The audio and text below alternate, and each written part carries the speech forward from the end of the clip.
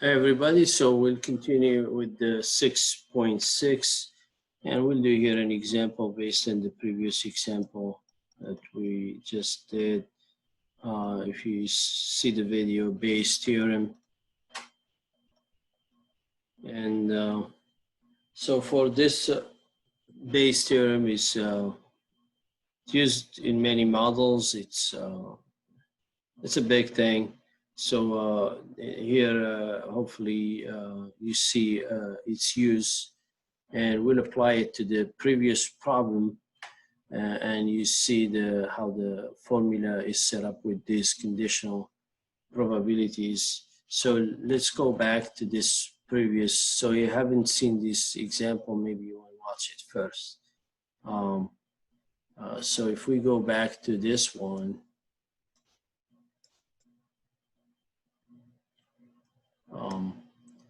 then to apply that formula, we're going to say the probability of a person have tuberculosis or TB is B1, and of course not to have it is B2.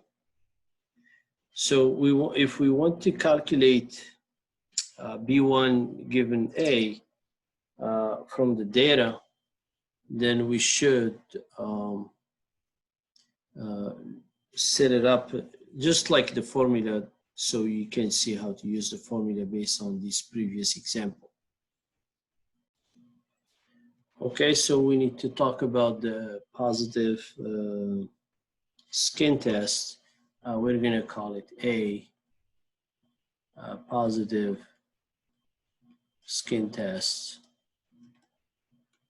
So the goal is to find the probability of B1, of course, which is having TB, given that of course the test is positive.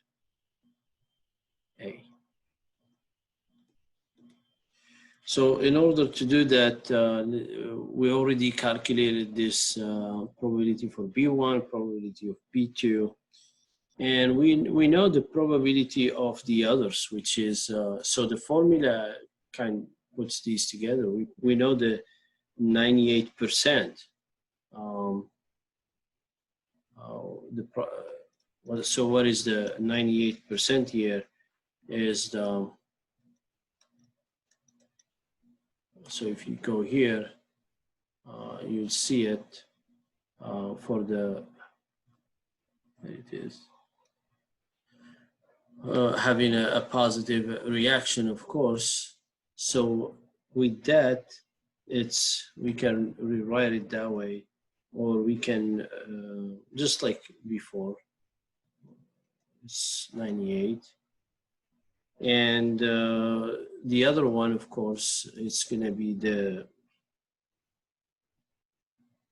A, B2, which is the 1%, the 1% there of not having TB, which means the positive but not having TB, and the 98%, which is the positive and having TB, right? So we're both interested here in the positive, but not having it, and the positive with having TB.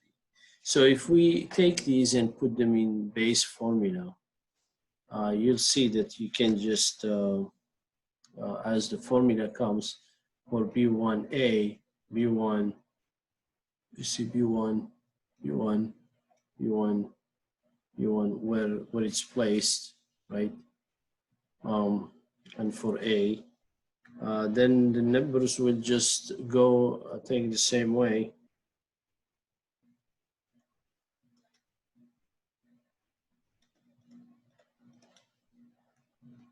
And here, 0.0002 times 0.98 plus 0.9998 times 0.01 And if you do this calculation, you get 0.02, which is that 2%. So if you solve the previous example, and you solve this one, you'll see that they're similar. We can do some other examples, but I would recommend just go through back this one and just read each part.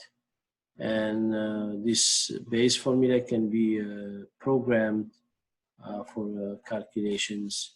So just go back to what each one is and apply the formula. So you will need to first solve this one and just find out, right? So B1 for having TB, B2 for not having TB. Then given that test is positive, it's 98%, and one positive, 1% having a positive reaction is 1%. So these two will go in the formula, and you can just place them. So if I want, just rewrite it to make it nice and neat, and we'll finish. This one is just 0.000 times 0.98 over that sum.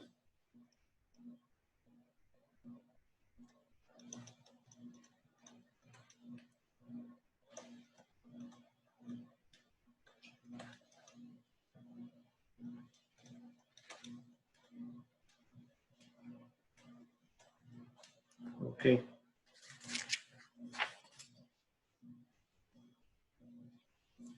Cool. So if you want to look more, you can look into the textbook or your homework set. You'll have a few more examples.